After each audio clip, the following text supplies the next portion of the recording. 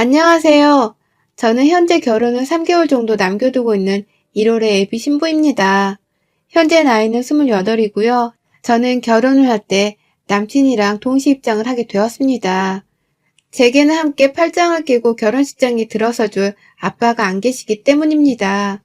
저 중학교 때 두 분 다 사고로 한꺼번에 돌아가셨고, 그러는 바람에 전 할머니, 할아버지 손에서 남은 사춘기를 보내고 성인이 될 때까지 컸어요. 갑작스러운 부모님과의 이별을 받아들이느라고 정신적으로 많이 힘들고, 그래서 공부를 손에 놓고서 한동안 방황을 하며 보낸 시절도 분명 있었어요. 하지만 저희 부모님만큼이나 저를 불쌍히 여기고서는 친자식처럼 키워주려고 하신 할머니, 할아버지 덕분에 부족함 없이 자랄 수 있었습니다. 제게는 부모의 빈자리가 느껴지지 않는다고 생각될 정도로 정말 지극정성으로 저를 키워주셨고, 제게는 친아버지, 그리고 친어머니나 다름이 없는 두 분이셨어요. 제게는 정말 감사한 분들이시고, 또 평생 갚지 못할 은혜를 입게 만든 분들이셨죠. 하지만 저 대학 졸업하던 그 해에 할머니가 돌아가셨고, 얼마 전 한참 결혼을 하겠다고 할아버지한테 남자친구를 소개시켜주고 신나게 서로를 알아가던 그쯤 할아버지가 갑작스럽게 돌아가셨습니다. 이제 저를 다 키워놓았다고 생각을 하신 건지 할아버지는 정말 편안하게 주무시다가 세상을 뜨셨어요. 이제는 저 혼자서 살아도 씩씩하게 잘 이겨내며 살 수 있겠거니 생각을 하신 건지 정말 제가 완전히 독립을 앞둔 그때에 그리 세상을 떠나신 것이었죠.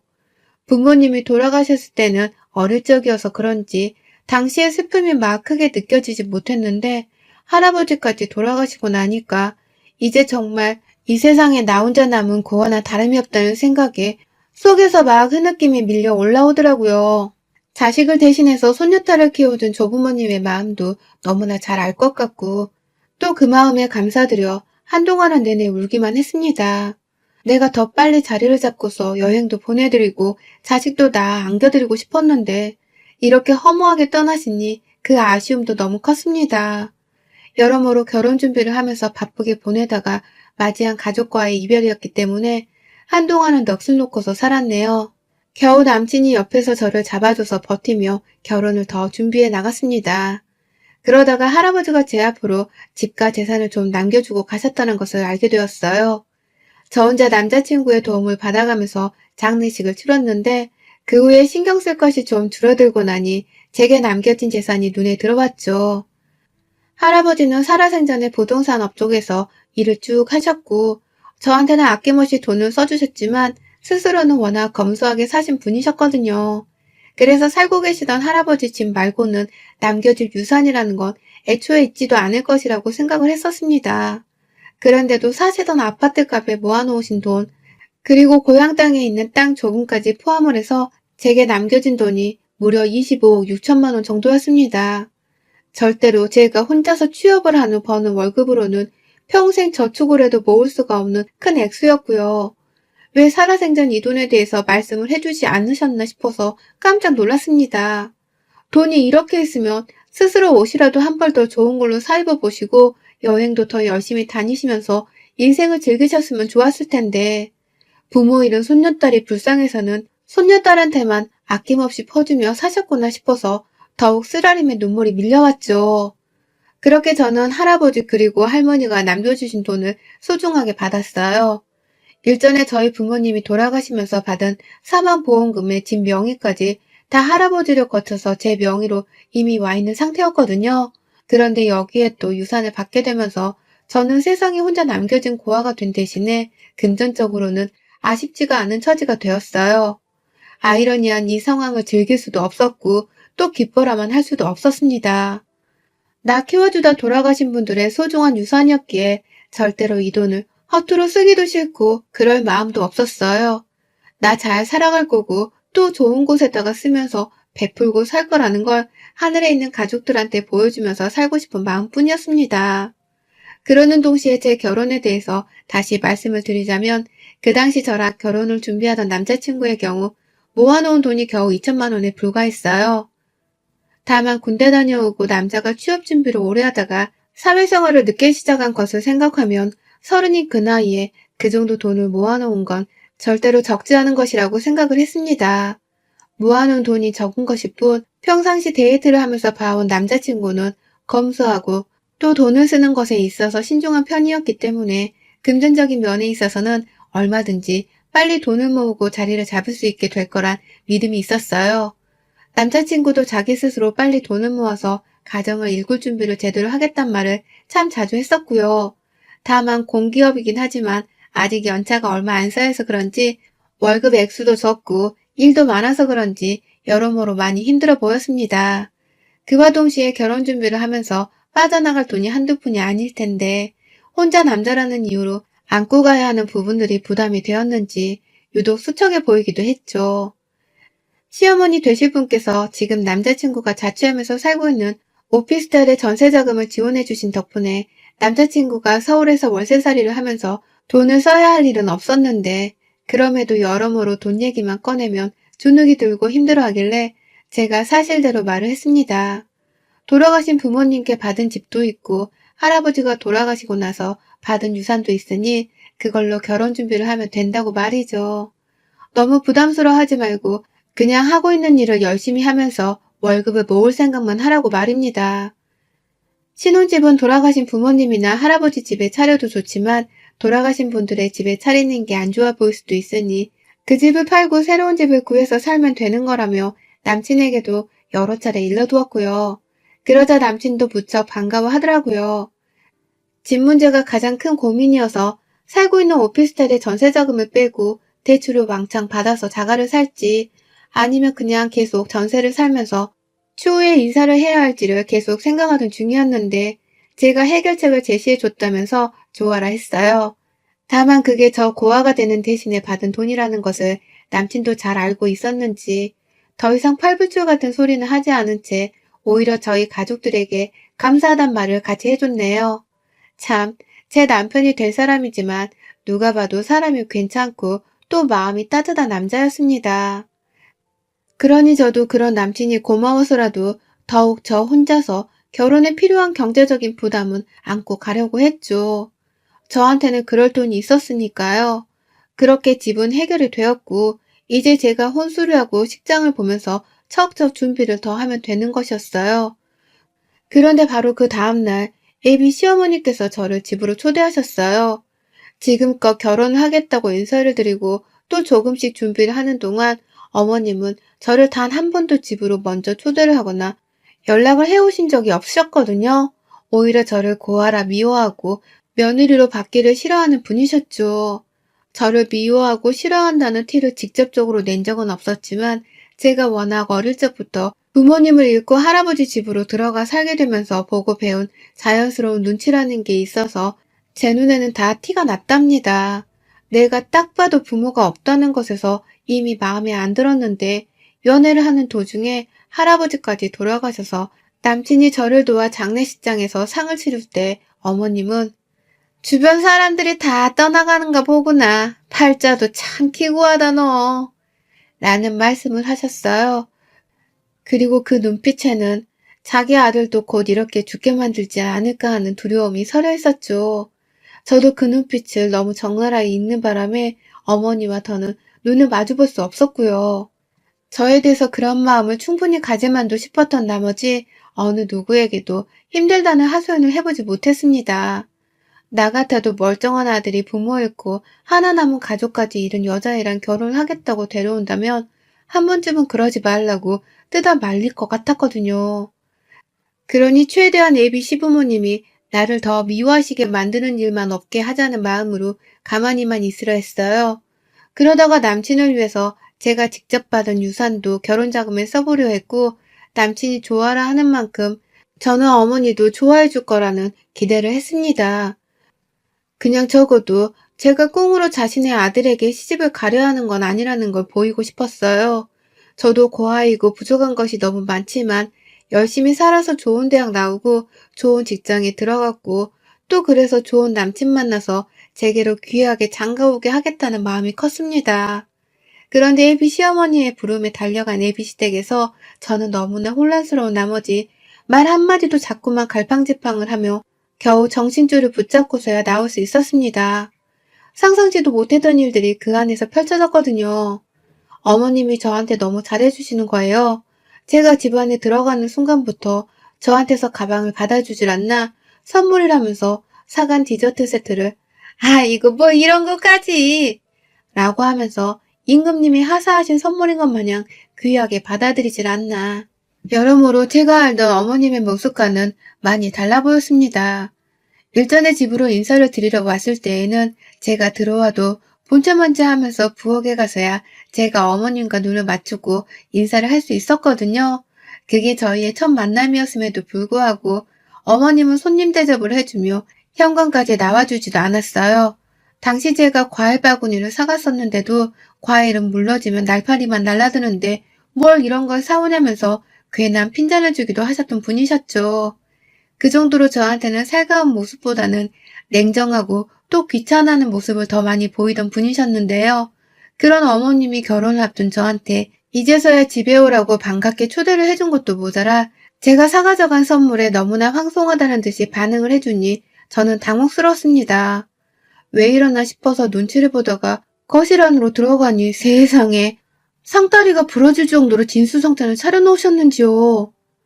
너 먹이려고 내가 전날부터 장봐놓고 오늘 하루 종일 준비한 거다. 라고 하시면서 가득 차려진 상 앞에 빨리 앉기부터 하라면서 저를 데려다 앉히는데 진짜 이게 뭔 일인가 싶더라고요. 너무 이상할 정도로 그리고 그 속이 다 티가 날 정도로 저한테 인위적으로 잘해주시기 시작하셨어요. 그 바람에 저는 단숨에 눈치를 챘죠. 어머님이 남친으로부터 저의 유산에 대해서 전해들었고 그래서 돈 때문에 나를 다시 보고서는 내게 이리 잘해주는 것이라는 걸 말입니다.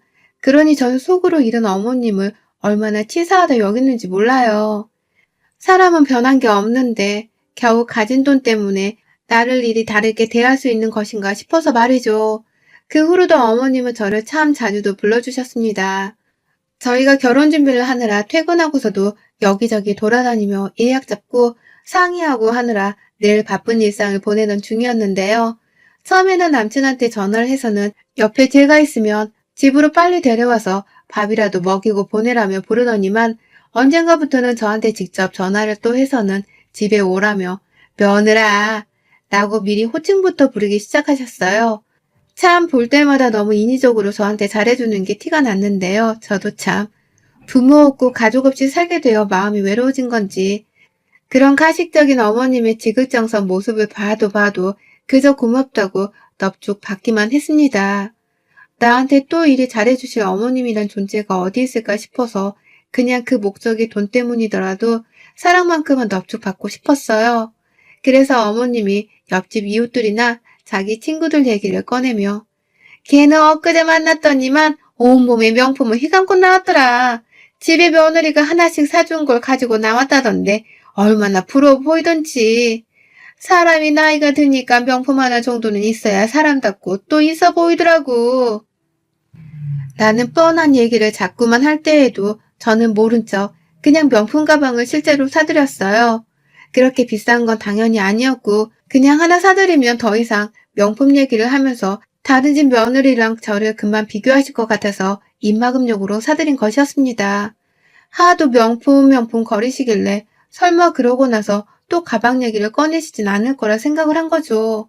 하지만 어머님은 그 후로도 저를 집에 불러내서 밥을 들면서 꼭 한 번씩은 누구는 뭘 샀다 혹은 누구는 어딜 여행으로 다녀왔다더라 라는 식의 남과의 비교를 해드셨습니다. 그리고는 꼭 저한테 그걸 다 해달라는 식으로 지그시 쳐다보면서 말씀을 하셨죠. 나도 그런 거 좋아하는데 라고 말이죠. 듣다 환장할 지경이었고요. 내 가족이 돌아가시고 나서 남긴 그 소중한 돈을 자기 하고 싶은 것에 쓰게 해달라고 조르는 이 어머님의 심성이 참 기가 막힐 노릇이었습니다. 한 번 가방을 사줬는데도 이젠 더 배가 불러서는 당당하게 하고 싶은 것이나 가지고 싶은 걸 요구하는 그 자세가 계속 눈에 거슬려 가던 중 저는 어머님의 끝판왕 진상짓을 직접 목격하고 말았어요. 지난 개천절이 있고 대체 공휴일이었던 그날 남친이랑 밖에서 만나 데이트를 좀 하고서는 신혼집 문제로 계속 상의를 할 것이 있어서 카페에 앉아 한참 얘기를 나누고 있었는데 아니나 다를까 어머님이 전화를 해오셨더라고요. 너네 데이트하고 있지? 집에 가기 전에 우리 집에 와서 밥 먹고 가. 라고 하면서 저를 또 부르더라고요. 이번엔 또 뭐가 가지고 싶다며 계속 졸라대실까 싶었던 나머지 처음에는 그냥 피곤하다 말을 둘러대고서는 안 가려고 했어요. 그런데 어머님이 절 위해서 특별한 걸 준비했다며 아주 신나며 부르더라고요. 그래서 하는 수 없이 알겠다고 대답을 하고서는 벼랑간 티를 내지 않은 채 남친과 함께 집을 찾았습니다. 집에 들어가니 어머님은 역시나 또 저를 위해 준비했다면서 상다리가 휘어질 정도로 밥상을 차려놓으셨더라고요. 그리고는 절 위해 준비했다고 하더니만 겉절이 김치 하나를 가져오더라고요. 배추 몇 개 자르고서 고춧가루 양념을 비벼놓기만 하면 되는 그 겉절이 김치를 말입니다. 전 또 뭐 대단한 걸 준비해 주신 줄 알았더니만 저를 집으로 불러내기 위해서 어머님이 그냥 없는 소리까지 지어내가면서 절 위해 준비한 거라며 꼬드겨서는 불러내신 것이었더라고요. 순간 빈정이 확 상해버렸죠. 그 겉절이는 어머님이 가장 좋아하시는 반찬이거든요. 저를 위해 준비한 게 아니라 본인을 위해 준비한 메뉴였던 것이죠. 이번에 또 뭘 가지고 싶으시길래 나를 이렇게까지 불러낸 건가 싶어서 얘기나 들어보자면서 밥을 일단 먹기 시작했어요. 그러다가 어머님은 피부가 처지는 게 너무 보기 싫다면서 보톡스에 관한 얘기를 자꾸만 밥상 앞에서 꺼내셨고요.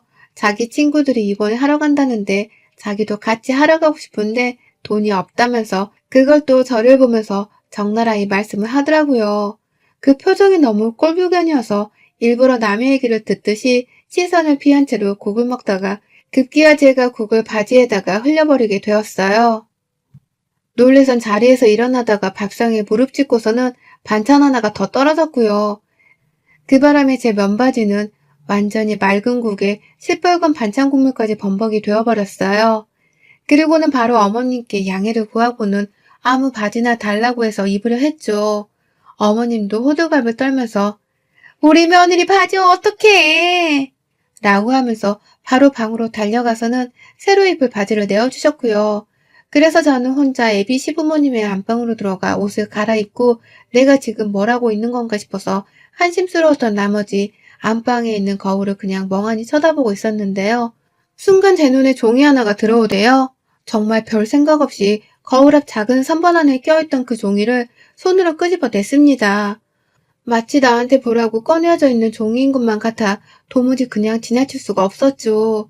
그리고 저 부들부들 거리는 손으로 그 종이를 아주 산산조각으로 찢어버리고야 말았습니다. 그 종이에 글쎄 어머님의 버킷리스트가 적혀 있었어요. 그리고 그 종이의 가장 상단에는 25억 6천만 원이라는 액수의 금액이 아주 큼지막하게 적혀 있었고요. 25억 6천만 원. 이 흔하지 않고 그렇다고 맞추기 쉽지도 않은 이 금액은 바로 저희 할아버지가 저한테 남겨주신 유산과 정확히 일치를 하는 금액이었습니다. 제가 남친한테 말을 해준 그 금액이었어요. 그런데 그걸 역시나 최근 들어 저한테 잘해주다 못해 아주 아부를 부리셨던 어머님이 알고 계셨더라고요. 그리고 그 금액을 종이에다가 적어놓고서 내 돈임에도 불구하고 자기의 버킷리스트를 하는 데에 쓰겠다면서 요목조목 돈 들어가는 일들을 하나씩 적어놓으셨더라고요. 세계 여행을 하는 건 당연했고요. 저조차도 한번 가본 적 없는 몰디브부터 시작해서 괌, 피지 등 신혼여행지라고 불리는 휴양지는 죄다 적혀 있었고 각종 브랜드 가방의 이름과 색상 그리고 사이즈까지도 아주 세세하게 적혀 있었습니다. 그중에는 가지고 싶다고 하도 말씀을 해서 제가 사드렸던 그 가방도 적혀 있었어요. 그리고는 그 가방 위에는 목적을 달성했다는 것을 증명하듯이 새빨간 매직으로 일직선이 그어져 있었고요. 저는 우리 부모님과 할아버지한테서 받은 이 돈이 너무 아깝고 차라리 돈 말고 가족들이 다시 살아나서 내 품으로 와주셨으면 하는 생각에 오히려 원망스러울 때도 많았는데 그 귀하고도 쓰기 힘든 그 돈을 시어머니는 혼자서 자기 사리사욕을 채우는 데 쓰려고 오만 준비를 다 해놓으셨더라고요. 저조차 처음 들어보는 명품들의 다이아몬드 반지랑 목걸이 세트도 하나 있었고 그도 모자라 하나 있는 지 딸 결혼식에 쓸 돈까지 저한테 부탁을 하려고 하는 건지 서희 결혼자금이란 목록까지도 적혀 있었답니다.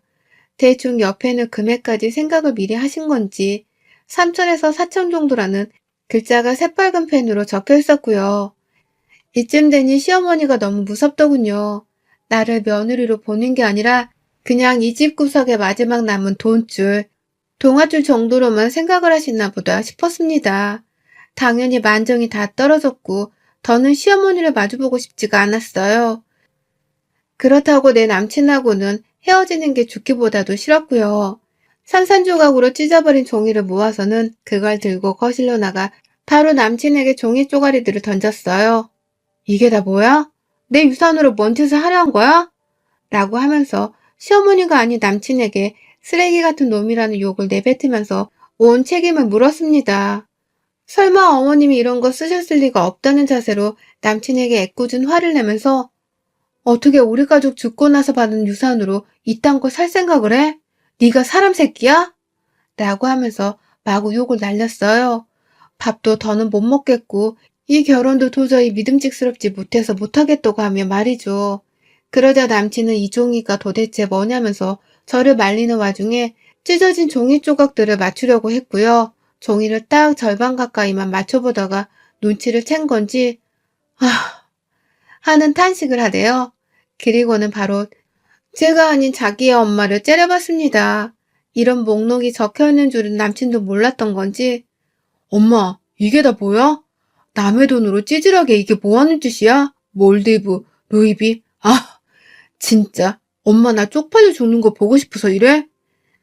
라고 하면서 급기야 어머니께 괴성을 지르더라고요. 이게 어떤 돈인데 이걸로 명품을 사재끼겠다는 생각을 했냐며 말이죠. 자기도 집 해준다고 하는 거 고마워하면서 눈치 보고 있었는데 엄마가 왜 우리 사이에 회방을 놓냐며 막 화를 내다가 다시 저한테는 미안하다고 자신은 전혀 모르는 일이었다면서 열심히 사과를 했어요. 그리고는 저는 그저 인정사정 없이 끝까지 연기를 하면서 남친한테만 화를 냈죠. 네가 뭔데 남의 유산으로 지출 리스트를 만들어? 거지 새끼도 이러지는 않는다. 남의 돈 가져다가 왜 네 하고 싶은 걸 하겠다 생각한 거냐고. 이게 네 돈 같아? 내가 남편 해주고 가족 행세 해주니까 내가 벌써 네 가족이고 내 돈이 벌써 네 돈인 줄 알지? 나 이 결혼 못해. 사기꾼 같은 너랑은 더럽고 불결해서 이 결혼 못해. 라고 하며 시어머니를 한번 쓱 째려보고는 집을 박차고 나왔어요. 그러니 어머님은 아이고 며느라 라고 하면서 저를 또 며느리라 부르며 버선발로 절 따라 뛰쳐나오셨고 뒤에서 남친이랑 시아버지까지 우르르 저를 붙잡겠다고 뛰쳐나오셨는데요. 제가 누구한테 자꾸 며느리라고 하시는 거예요? 제가 왜 벌써 아줌마 며느리예요? 라고 윽박을 질렀어요. 그러자 어머님은 그 자리에서 아줌마 소리가 퍽 충격이었는지 딱 일시정지를 하셨고 급기야 남친은 엄만 좀 들어가 있어. 불난 집에 부채질 그만하고 라면서 시어머니를 집 안으로 도로 밀쳐버리는 바람에 시어머니는 정말 종이 한 장이 바람에 흩날리듯 제 눈앞에서 사라졌어요. 그리고 남친은 울면서 저를 내내 따라왔고 자기는 몰랐는데 엄마가 그런 생각을 한 것에 대해서는 미안하다며 다시는 제 돈에 그딴 흑심을 품지 않게 만들겠다며 애원을 하더라고요. 이렇게 애원을 하니까 한 번만 용서를 해주라면서 말이죠. 저는 그 말에 당연히 남친을 믿었지만 그럼에도 그냥 머리가 너무 지끈거리니 다음에 얘기를 하자 하고서는 도망치듯 집으로 왔습니다. 아마 그날 애비시댁에서는 남친이랑 어머님 사이에서 아주 난리가 났을 텐데요.